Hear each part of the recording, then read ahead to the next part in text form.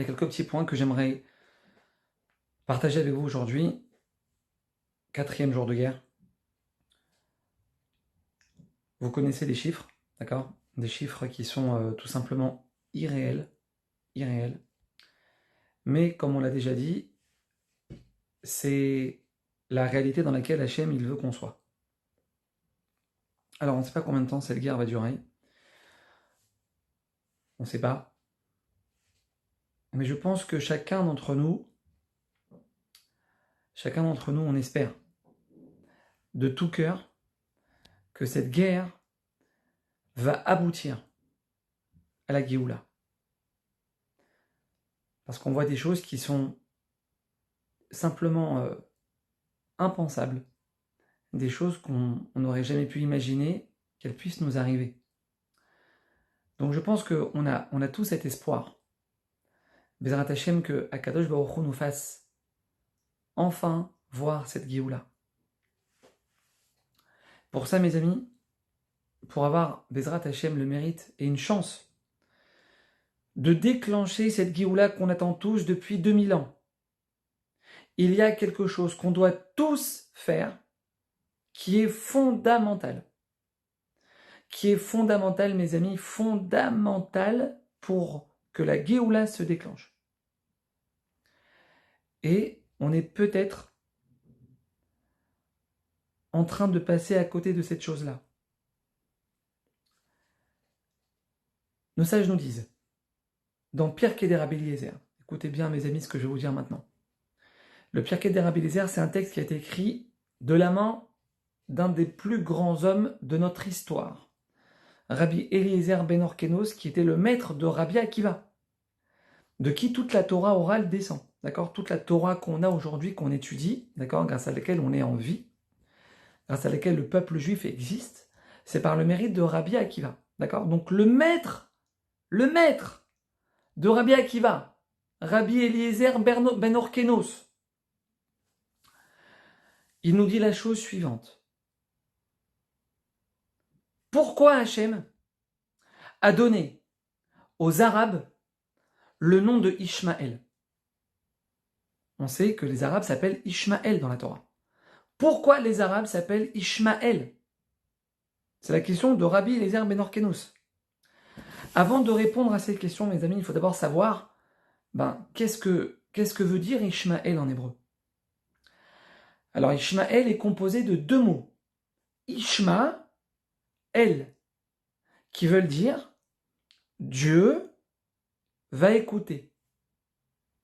Ishma va écouter, El, Dieu. Donc Dieu va écouter.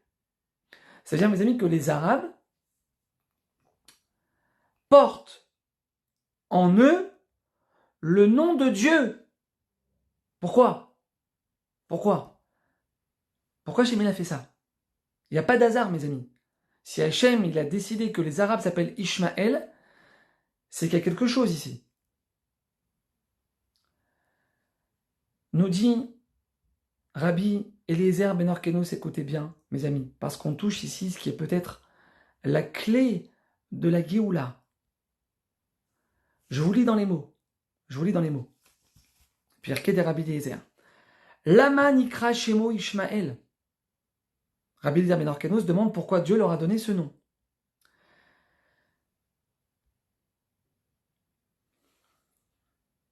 Écoutez bien. Sheatid, Akadosh Baruchu, Lishmoa Bekol Tzaakat Ha'am. Parce que Akadosh Baruchu, dans le futur, il va écouter Kol Tzaakat Ha'am, les cris, la Tzaaka, les cris du peuple juif.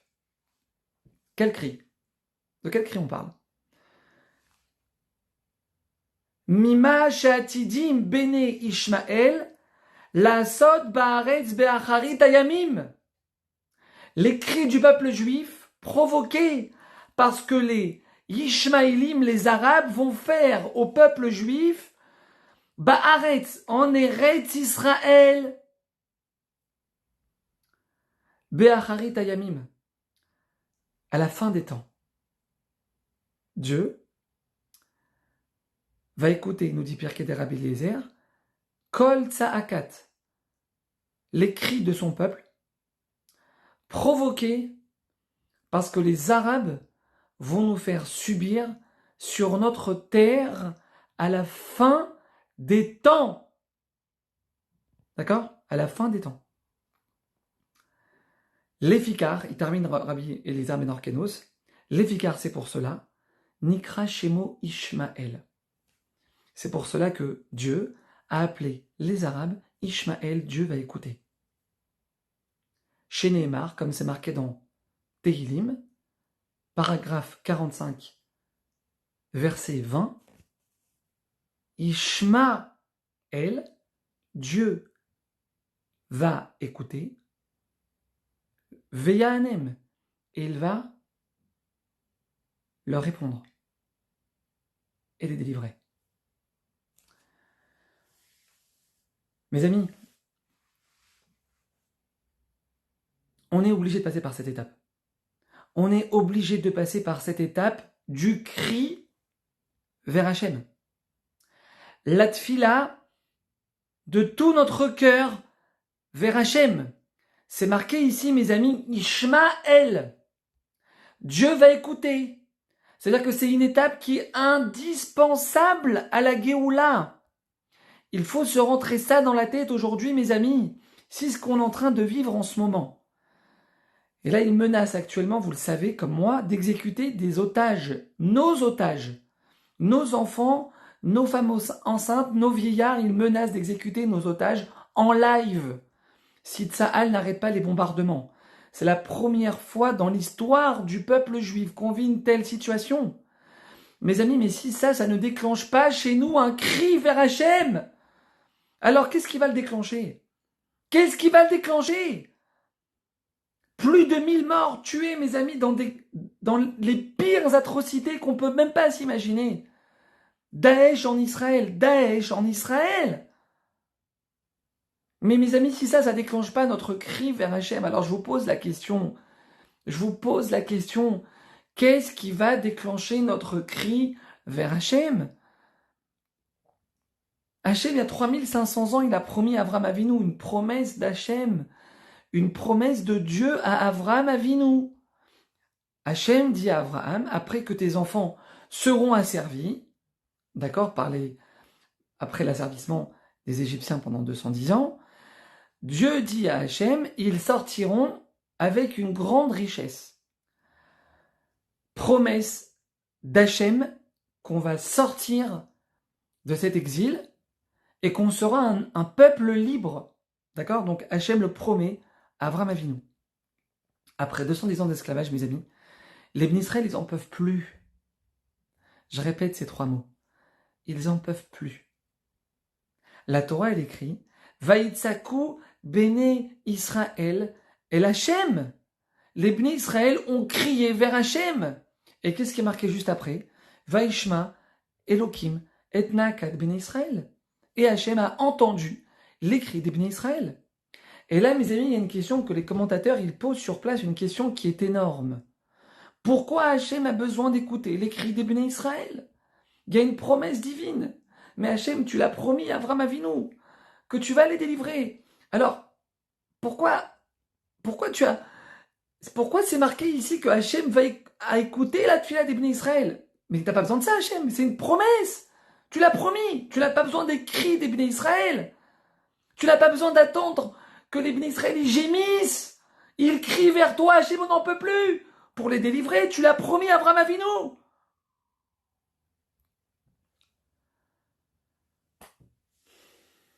Écoutez bien la réponse, mes amis. Parce que tout se joue ici.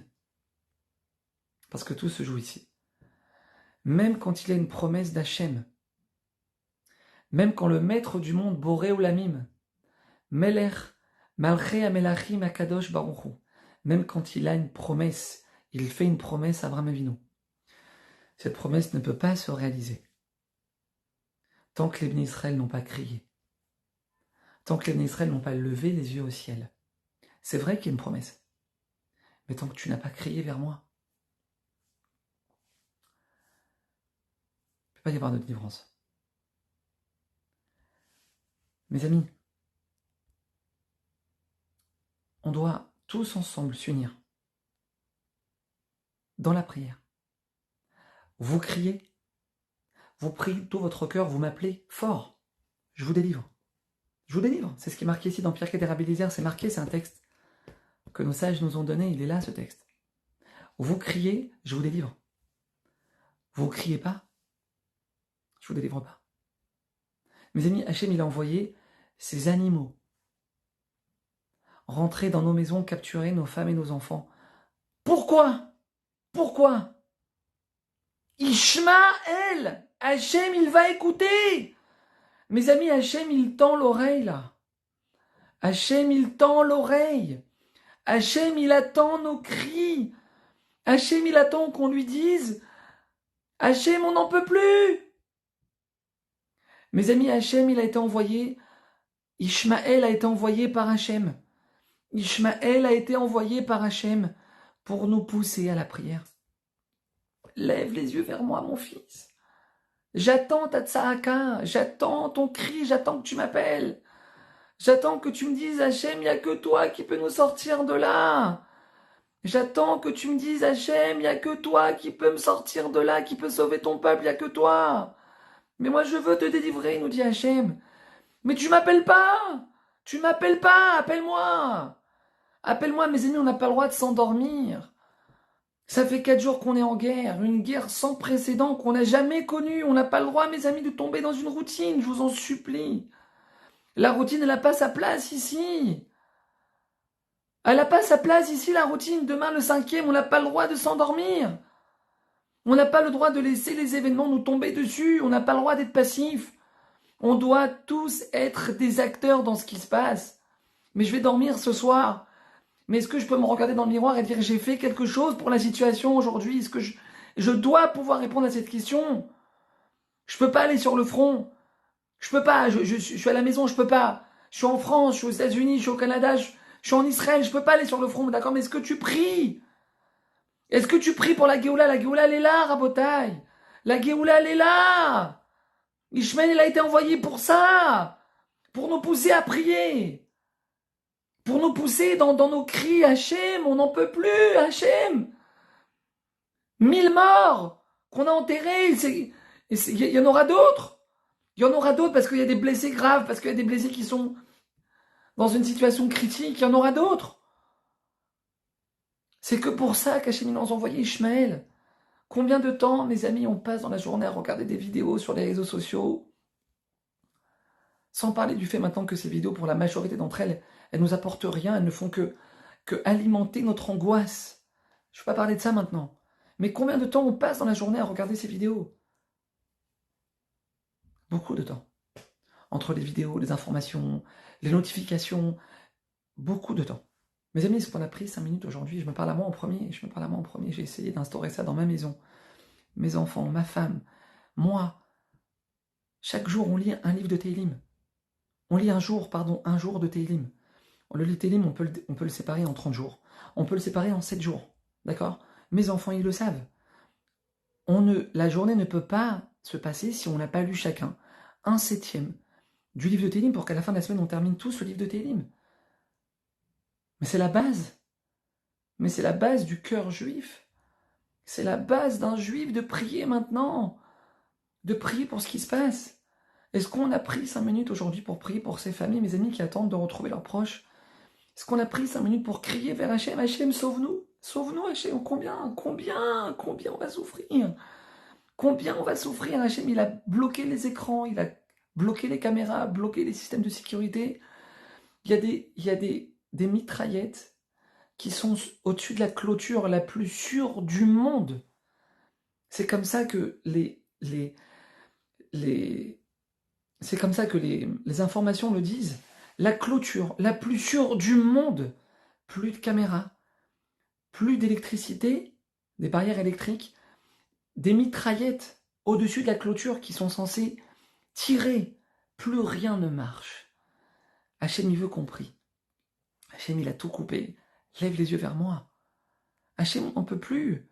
Mes amis, nos cris, nos télim, nos prières, c'est ce qui va faire sortir nos frères qui sont retenus en otage là-bas à Gaza, c'est rien d'autre. On doit être convaincu de ça. On doit être convaincu de ça.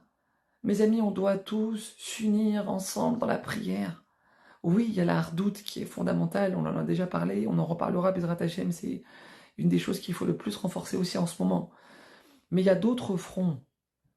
C'est comme l'armée, il y a des fronts terrestres, il y a des fronts dans le ciel, aériens, il y a des fronts maritimes.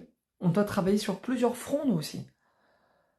On doit travailler sur plusieurs fronts. La hardoute, c'est fondamental, c'est vital. L'aïmouna, on n'en parle même pas. La prière. Nos tfilotes, mes amis, n'ont pas le droit d'être les mêmes avant le 7 octobre. Et après le 7 octobre, non. Non, c'est pas les mêmes. Quand je fais ma Amida, ça peut pas être la même. Ça peut pas être la même. Sinon, on passe à côté de l'essentiel. On peut passer à côté de la Géoula, mes amis, si on ne crie pas.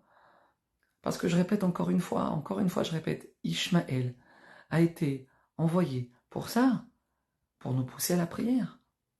Alors ok, t'as honte de crier à la synagogue, Hachem, sauve-moi, Hachem, sauve ton peuple, t'as honte. Ok, t'as honte.